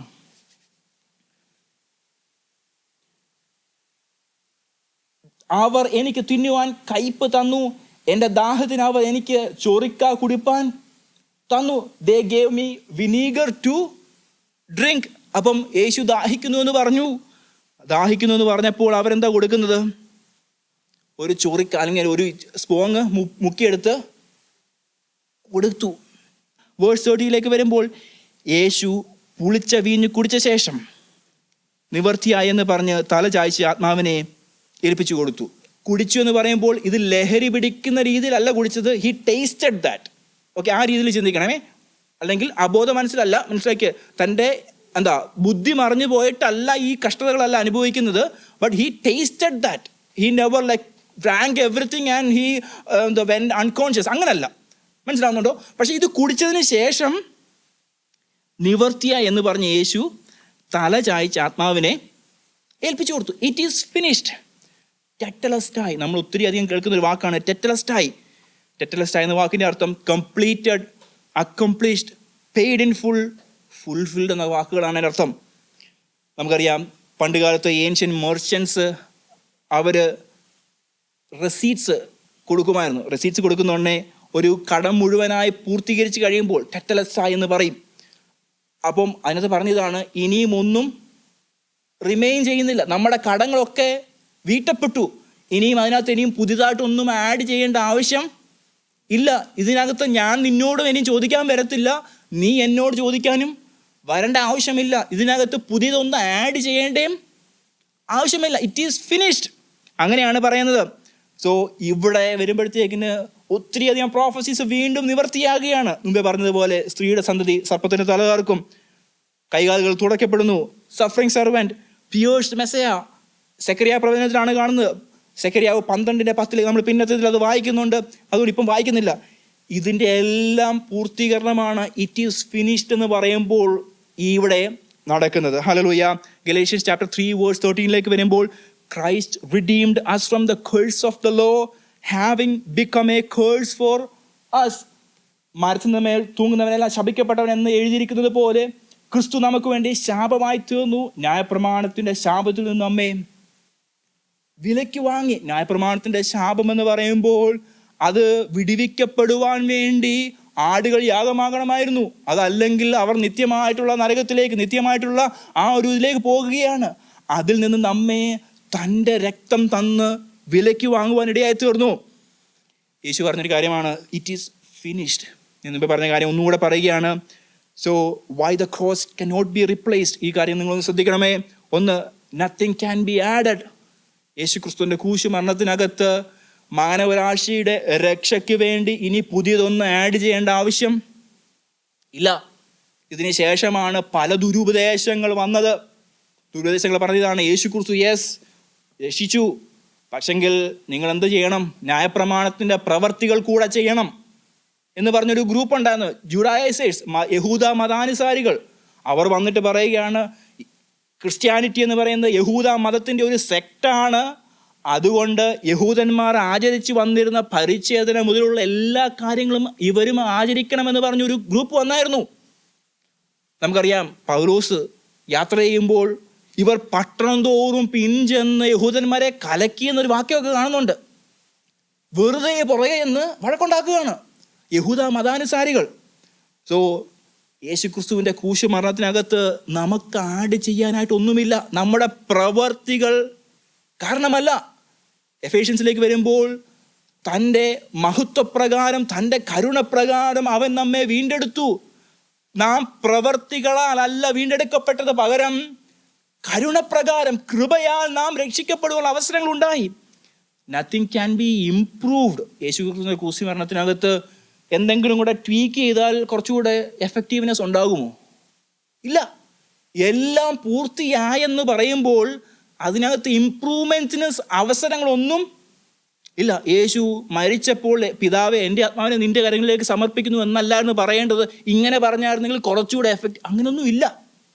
യേശുവിൻ്റെ ക്രൂശുമരണത്തിനകത്ത് nothing can be improved. Everything was perfectly aligned with the divine plan of the father. 3, nothing can be repeated. നമ്മൾ വേറൊരു ഭാഗം കാണുന്നുണ്ട്. എബ്രായർ 10:14, ഹീബ്രൂസ് ചാപ്റ്റർ 10 വേഴ്സ് 14 വരുമ്പോൾ by one offering he has perfected forever those who are being sanctified. മലയാളത്തിൽ അത് അത്ര correct അല്ല. ഏകയാഗത്താൽ അവൻ വിശുദ്ധീകരിക്കപ്പെടുന്നവർക്ക് സദാകാലത്തേക്കും സൽഗുണ പൂർത്തി വരുത്തിയിരിക്കുന്നതാണ് കാണുന്നത്. പക്ഷെങ്കിൽ he perfected എന്നുള്ള കാര്യം, he has perfected forever. So nothing should be repeated, nothing should be added, and nothing can be improved in the sacrifice of the Lamb of God. ഇനിയും ഈ ഹെററ്റിക്കലായിട്ടുള്ള ടീച്ചിങ്സ് ഉണ്ടാകും. ഇനിയും വളരെയധികം ടീച്ചിങ്സ് ഉണ്ടാകും. പക്ഷെങ്കിൽ ക്രൂശീകരണത്തിനകത്ത് ഇനിയും ആഡ് ചെയ്ത് മാനവരാശിക്ക് രക്ഷയ്ക്ക് വേണ്ടി ഒരു കാര്യവും ആവശ്യമില്ല. ഒരുവൻ രക്ഷയിലേക്ക് വരുവാൻ വേണ്ടി ആകാശത്തിൻ്റെ കീഴിൽ മനുഷ്യരുടെ ഇടയിൽ നൽകപ്പെട്ട വേറൊരു നാമവുമില്ല. ഹല്ലേലൂയ. യോഹന്നാൻ സുവിശേഷത്തിൽ തന്നെ കാണുന്നു, ഞാൻ തന്നെ വഴിയും സത്യവും ജീവനുമാകുന്നു. ശേഷം പറയാണ്, എന്നിലൂടെ അല്ലാതെ ആരും പിതാവിൻ്റെ അരികിലേക്ക് വരുന്നില്ല. So the sacrifice of Jesus is finished. ടെറ്റലസ്റ്റായ് എന്ന് പറയുമ്പോൾ നമ്മൾ ഇനി അതിനകത്തോട്ട് ഒന്നും ആഡ് ചെയ്യരുത്. ഒത്തിരിയധികം ടീച്ചിങ്സ് ഇനിയും ഉണ്ടാകും. ഞാൻ മുമ്പേ പറഞ്ഞതുപോലെ ഇനിയും ഉണ്ടാകും. നമ്മുടെ ഹൃദയം ഈ വചനത്തിനകത്ത്, യേശു പറഞ്ഞ വാക്കുകളിനകത്ത് നാം ഉറച്ചു നിൽക്കേണ്ടത് വളരെ ആവശ്യമാണ്. 30-ാമത്തെ വാക്യത്തിലേക്ക് വരുമ്പോൾ he handed over his spirit എന്നൊരു വാക്യം പറഞ്ഞുകൊണ്ടല്ലേ, തൻ്റെ ആത്മാവിനെ പിതാവിൻ്റെ കരങ്ങളിലേക്ക് ഏൽപ്പിച്ചു. അതിനകത്തുള്ള ഏറ്റവും ബെസ്റ്റ് എക്സ്പ്ലനേഷൻ എങ്ങനെയാണ്? ഹി ഗേവ് ഹിസ് സ്പിരിറ്റ് എന്ന് പറയുമ്പോൾ, സ്പിരിറ്റ് എന്ന് പറയുമ്പോൾ ആത്മാവ്, ദ ബ്രെത്ത് ഓഫ് ഗോഡ് എന്നാണ് പഴയ നിയമത്തിലേക്ക് വരുമ്പോൾ. ജനസിസിലേക്ക് വരുമ്പോൾ, ജനസിസ് ചാപ്റ്റർ 3 ആണെന്നാണ് എൻ്റെ ഓർമ്മ, 2 കാണുമ്പോൾ the spirit means often means life breath. അതല്ലെങ്കിൽ തൻ്റെ മനുഷ്യനായിട്ടുള്ള മിഷൻ പൂർത്തീകരിച്ചിട്ട് തൻ്റെ ശ്വാസത്തെ, തൻ്റെ ആത്മാവിനെ പിതാവിങ്കിലേക്ക് തൻ്റെ മനുഷ്യത്വം ഏൽപ്പിച്ചു കൊടുത്തു എന്നാണ് ഏറ്റവും ബെസ്റ്റായിട്ടുള്ള explanation. So he entrusted his spirit to the father.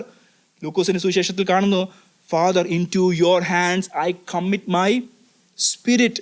നമുക്ക് ഒരു വാക്യം കൂടെ ഒന്ന് നോക്കിയാൽ നല്ലതായിരിക്കും. ജോൺ ചാപ്റ്റർ 10 വേഴ്സ് 17-18 വരുമ്പോൾ, ഞാൻ ഒത്തിരി വാക്യങ്ങൾ വായിച്ചു, extremely sorry. John chapter 10 verse 17-18 വരുമ്പോൾ, ആരും അതിനെ എന്ന് പറയുമ്പോൾ എൻ്റെ ജീവനെ എന്നോട് എടുത്ത് കളയുന്നില്ല, ഞാൻ തന്നെ അതിനെ കൊടുക്കുന്നു. യേശു അയ്യോ ഞാൻ മരിച്ചല്ലോ എന്നല്ല പറയുന്നത്, പിതാവേ take it, I am giving it to your hands. അതിനെ കൊടുപ്പാൻ എനിക്ക് അധികാരമുണ്ട്, വീണ്ടും പ്രാപിപ്പാനും അധികാരമുണ്ട്. ഈ കൽപ്പന എൻ്റെ പിതാവിങ്കിൽ നിന്ന് എനിക്ക് ലഭിച്ചിരിക്കുന്നു. So he has the authority to take back the life, but everything is according to the perfect plan of the father. മനസ്സിലാവുന്നുണ്ടോ? സോ അവിടെയാണ് കാണുന്നത്, he never lose his spirit. തൻ്റെ ആത്മാവിനെ മാഞ്ഞു പോയെന്നല്ല കാണുന്നത്, അവൻ്റെ ആത്മാവിനെ എടുത്തു മാറ്റപ്പെട്ടെന്നല്ല പറയുന്നത്. He wilfully submitted his life to the father. And അടുത്ത ഭാഗത്തിലേക്ക് പോവുകയാണ്. വേഴ്സ് 31-37 വരുമ്പോൾ ആ വാക്യം ഒന്ന് വായിക്കാമെങ്കിൽ വളരെ സന്തോഷമായിരിക്കും. John 19 versus 31-37. അന്ന് ഒരു നാളും ആ ശബത്ത് നാൾ വലിയതുമാകൊണ്ട് ശൈലികൾ ശബത്തിൽ എന്ന് വെച്ച് അവരുടെ കാൽ ഒടിച്ച് ഏൽപ്പിക്കണം യഹൂദന്മാർ പിലാത്തോസിനോട് അപേക്ഷിച്ചു. ആചാര പടയാളികൾ വന്ന് ഒന്നാമത്തവൻ്റെയും അവനോട് കൂടെ കുരിശിൽപ്പെട്ട മറ്റൊരുവൻ്റെയും കാൽ ഒടിച്ചു. അവൻ യേശുവിന്റെ അടുത്ത് വന്ന് അവൻ മരിച്ചുപോയി എന്ന് കാണുകയാൽ അവന്റെ കാൽ ഒടിച്ചില്ല. എങ്കിലും പടയാളികൾ ഒട്ടും കുന്തം കൊണ്ട് അവന്റെ വിലാപ്പുറത്ത് കുത്തി. ഉടനെ രക്തവും വെള്ളവും പുറപ്പെട്ടു. ഇത് കണ്ടവൻ സാക്ഷ്യം പറഞ്ഞിരിക്കുന്നു. അവന്റെ സാക്ഷ്യം സത്യമാകുന്നു. നിങ്ങളും വിശ്വസിക്കേണ്ടതിന് താൻ സത്യം പറയുന്നു എന്നാണ് അറിയുന്നത്. അവന്റെ ഒരസ്ഥിയും ഒഴിഞ്ഞു പോകുകയില്ല എന്നുള്ളത് ചോദിച്ച് നിവൃത്തിയാകേണ്ടതെന്ന് ഇത് സംഭവിച്ചു. അവർ കുട്ടികളിലേക്ക് നോക്കും എന്ന് മറ്റൊരു ചോദിച്ചു. Okay, thank you so much. നമ്മൾ 31-ാം അധ്യായത്തിലേക്ക് വരുമ്പോൾ, അന്ന് ഒരുക്കുന്ന നാളും ആ ശബത്ത് നാൾ വലിയതുമാകൊണ്ട് ശരീരങ്ങൾ ശബത്തിൽ ക്രൂശിന്മേൽ ഇരിക്കരുത് എന്ന് വെച്ച് അവരുടെ കാൽ ഒടിച്ചെടുപ്പിക്കണമെന്ന് യഹൂദന്മാർ പീലാത്തോസിനോട് അപേക്ഷിച്ചു. ആവർത്തനത്തിൽ ആ വാക്യം ഒന്ന് ഡിസ്പ്ലേ ചെയ്യാൻ വളരെ സന്തോഷമായിരിക്കും. Deuteronomy chapter 21 verses 22 and 23 വരുമ്പോൾ അവിടെ യഹൂദന്മാരുടെ ഒരു നിയമമുണ്ടായിരുന്നു. അവൻ്റെ ശരീരം മരത്തിന്മേൽ രാത്രി മുഴുവൻ ഇരിക്കരുത്. അതിനുള്ള വാക്യം, ഒരുത്തൻ മരണയോഗ്യമായ ഒരു പാപം ചെയ്തിട്ട് അവനെ കൊന്നു ഒരു മരത്തിൽ തൂക്കിയാൽ അതിനുശേഷം തൂങ്ങി മരിച്ചവൻ ദൈവസന്നിധിയിൽ എന്താണ്? ശാപഗ്രസ്തൻ ആകുന്നു. നിന്റെ ദൈവമായ യഹോവ നിനക്ക് അവകാശമായി തരുന്ന ദേശം നീ അശുദ്ധമാക്കരുത്. ഇവരുടെ ഹൈറ്റ് ഓഫ് ഹിപ്പോക്രസി നിങ്ങളൊന്ന് ആലോചിച്ച് നോക്കണേ. ജീവന്റെ ദാതാവായ യേശുവിനെ അവരെന്ത് ചെയ്യണം? ക്രൂശിച്ചു. യേശുവിനെ ക്രൂശിച്ചു. അപ്പം ഇവർ വീണ്ടും പിടിച്ചുകൊണ്ടിരിക്കുകയാണ് എന്ത്? ന്യായപ്രമാണത്തിലെ നിയമങ്ങൾ പിടിച്ചുകൊണ്ടിരിക്കുക. അപ്പം ഇവിടെ രണ്ട് കോൺട്രഡിക്ഷൻസ് ഉണ്ട്. യഹൂദന്മാർ പറയുന്നത് ഒരുവന്റെ ശരീരം രാത്രി മുഴുവൻ മരത്തിന്മേൽ ഇരിക്കരുത്, അത് കാരണം എന്ത് സംഭവിക്കും? ദേശം അശുദ്ധമാകും, അല്ലെ ശാപഗ്രസ്തമാകും, അശുദ്ധമാക്കും. അപ്പം യേശുക്രിസ്തു, ഞാൻ നേരത്തെ പറഞ്ഞത്, യേശു മാത്രമല്ല യഹൂദന്മാരിലേക്ക് റോമാക്കാരാൽ ക്രൂശിക്കപ്പെട്ട വ്യക്തി. ഒത്തിരി അധികം യഹൂദന്മാരും ക്രൂശിക്കപ്പെട്ടിട്ടുണ്ട്. അവരെ എങ്ങനെ എടുത്തു എന്നുള്ള കാര്യം അറിയത്തില്ല. പക്ഷെങ്കിൽ റോമാക്കാരുടെ നിയമം അനുസരിച്ച് എത്ര ദിവസം മാക്സിമം ക്രൂശിൽ ഒരു വ്യക്തിയെ കിടത്താമോ അത്രയും അവർ കിടത്തും. മരിച്ചു കഴിഞ്ഞാലും ഈ വഴി പോകുന്നവരൊക്കെ ക്രൂശിനെ നോക്കിയിട്ട് അയ്യോ അവന് പറ്റിയത് എനിക്ക് പറ്റരുതെന്ന് വിചാരിച്ച് പേടിച്ച് റോമാക്കാരുടെ നിയമങ്ങളെ പാലിച്ചിരുന്നൊരു കാലമുണ്ടായിരുന്നു. അപ്പം ഇവർക്കറിയാം യേശുവിൻ്റെ ശരീരം അല്ല, ഒരു വ്യക്തിയുടെ ശരീരം കിടന്നു കഴിഞ്ഞാൽ ഞങ്ങളുടെ ദേശത്തിന് എന്ത് പറ്റും? ശാപഗ്രസ്തമായി തീരും. കാരണം അടുത്ത നിമിഷത്തിൽ ഞങ്ങളുടെ പാസ് ഓവർ സ്റ്റാർട്ട് ചെയ്യുവാണ്. ഞങ്ങൾക്ക് ആർക്കും അശുദ്ധരാകാൻ പറ്റത്തില്ല. അതുകൊണ്ടാണല്ലോ മുമ്പുള്ള അധ്യായത്തിൽ കണ്ടത്, അവർ ഈ പീലാത്തോസിൻ്റെ ആ പടിമുറ്റത്ത് പോലും കയറുന്നില്ല. അവർ പുറത്ത് നിൽക്കുകയാണ്. ജാതികളുടെ അകത്ത് കയറിയാൽ പാസ് ഓവറിൽ ഡിഫൈൽഡായി പോകുമെന്ന് പേടിച്ച് അവർ കയറുന്നില്ല. അപ്പം ഇവരുടെ ആ ഹൈറ്റ് ഓഫ് ഹിപ്പോക്രസിയാണ് കാണുന്നത്. അപ്പം അത് തന്നെ ഇവർ അപ്ലൈ ചെയ്യുകയാണ്. യേശുവിൻ്റെ ശരീരം ക്രൂശിൽ കിടക്കുകയാണെങ്കിൽ എന്ത് പറ്റും? ഞങ്ങളുടെ ദേശം അശുദ്ധമാകും, ഞങ്ങളുടെ പാസ് ഓവർ മൊത്തം കുളവാകും. അപ്പം അതുണ്ടാകാതിരിക്കേണ്ടതിന് എന്ത് ചെയ്യുകയാണ്?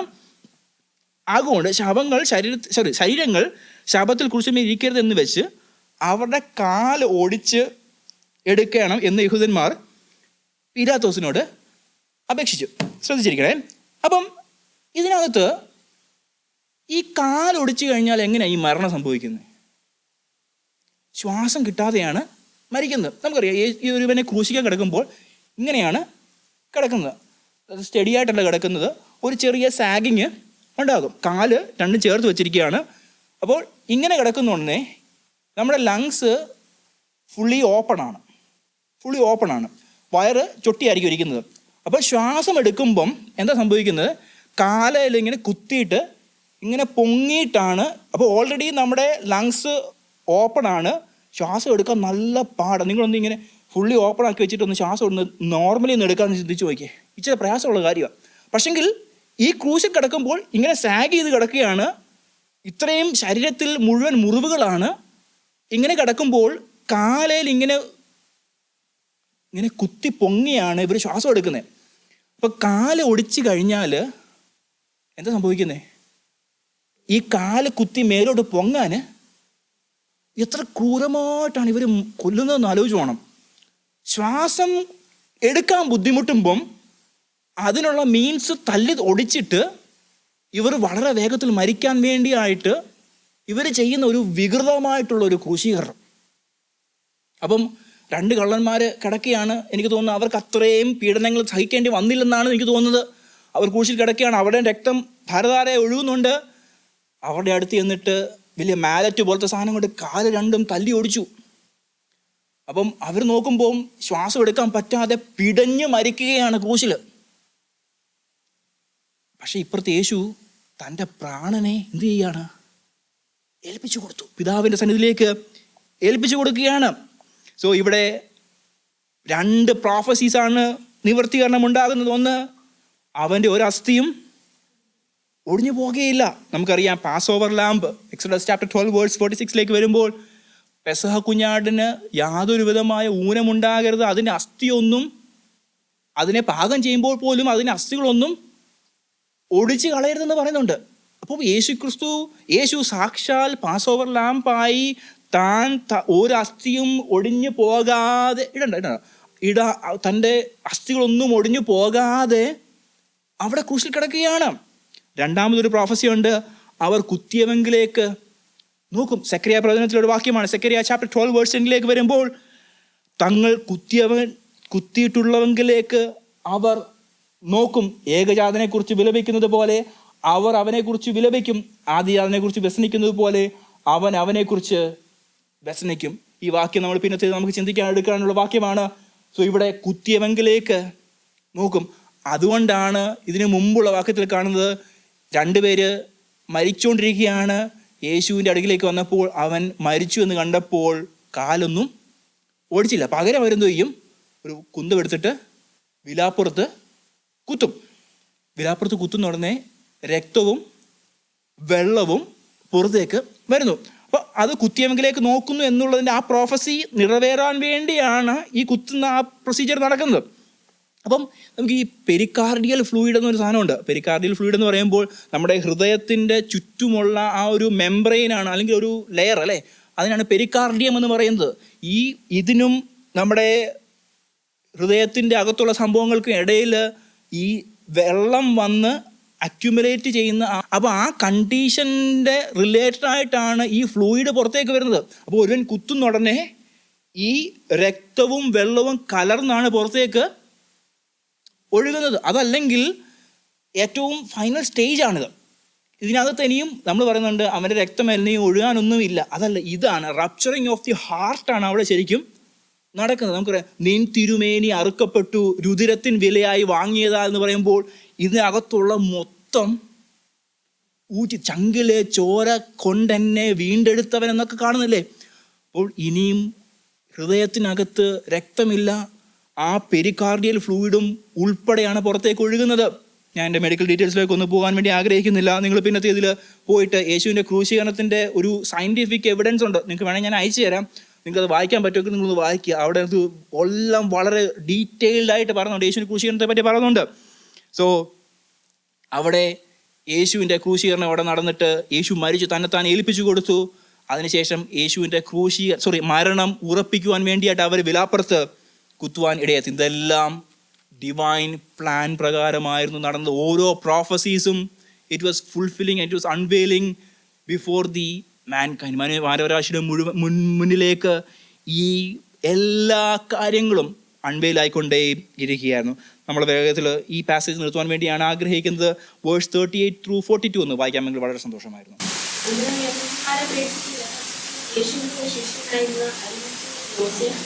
യേശുവിന്റെ ശരീരം എടുത്ത് കൊണ്ടുപോകുവാൻ പിലാത്തോസിനോട് അനുവാദം ചോദിച്ചു.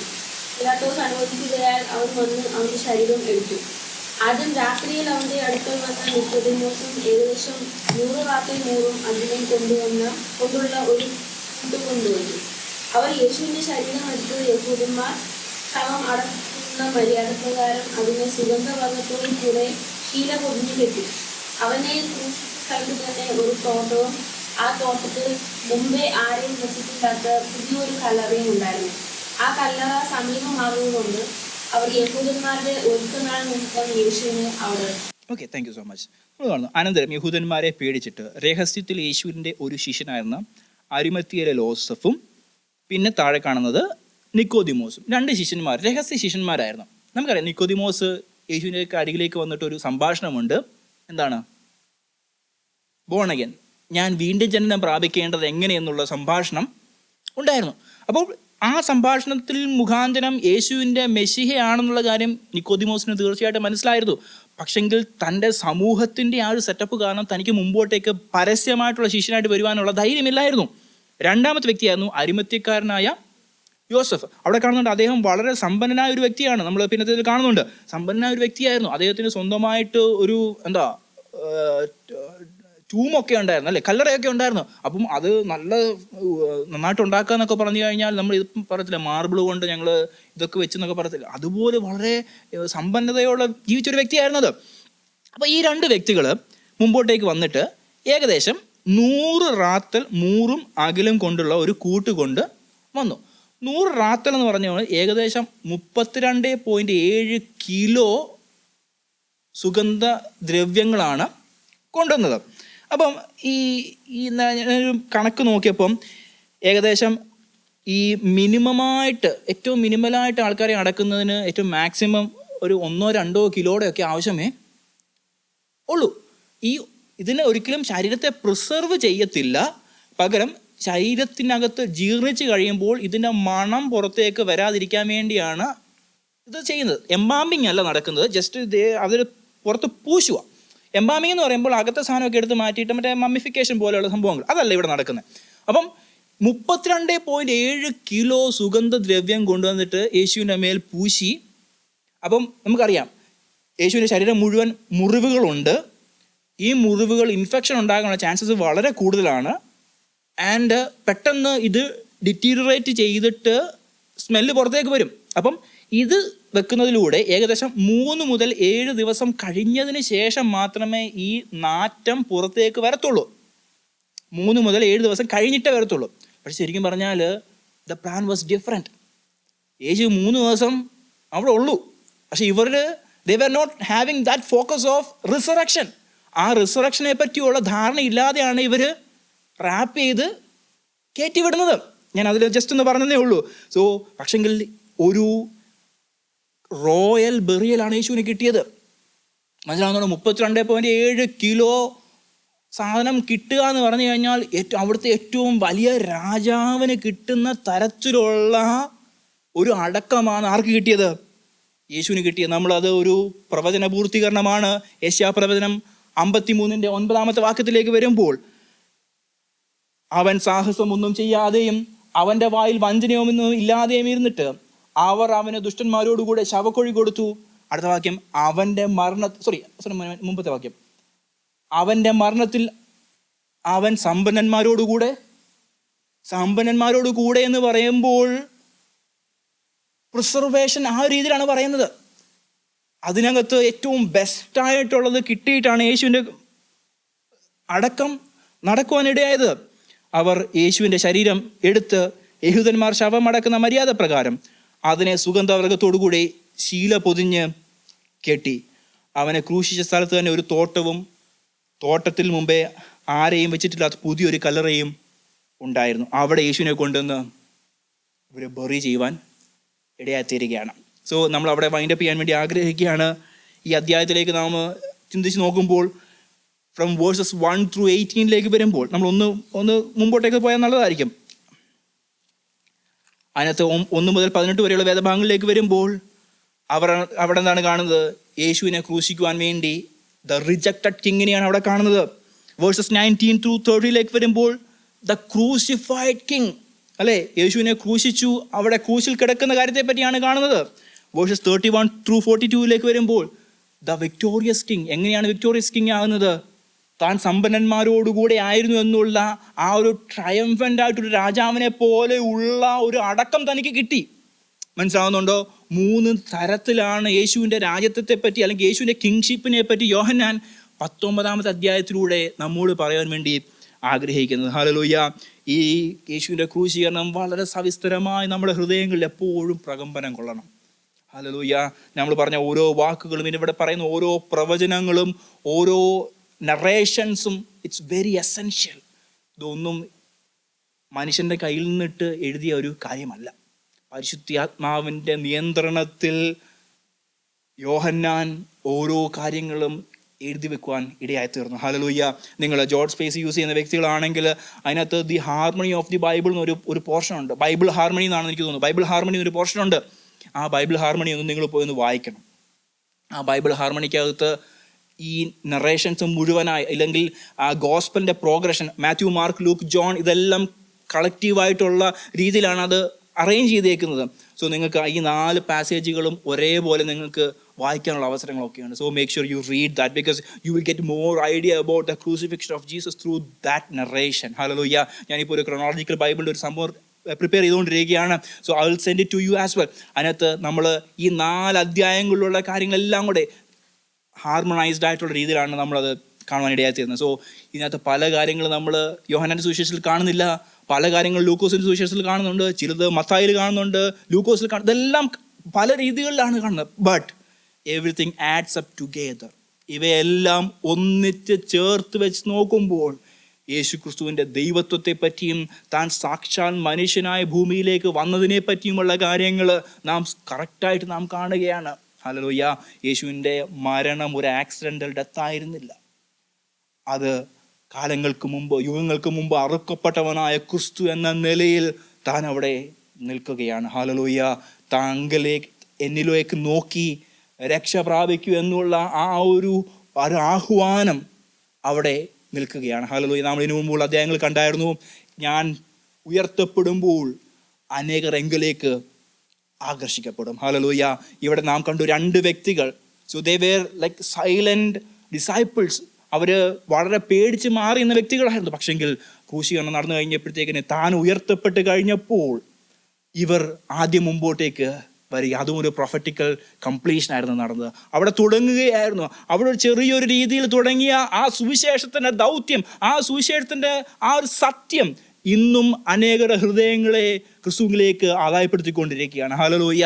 ഇത് ഒരു ദിവസം കൊണ്ട് തീർന്നു പോയ ഒരു സുവിശേഷമല്ലിത്.